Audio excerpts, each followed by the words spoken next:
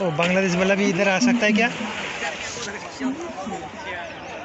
ऊपर थे जाम मार ले। काफ़ी ऊंचा से ना। बांग्लादेश वाला इधर आ सकता है क्या? इधर आने नहीं देता है মানে ওদের ওইটুকুই বুঝলি এদিকে আসতে হবে বাউন্ডারির জন্য দেখ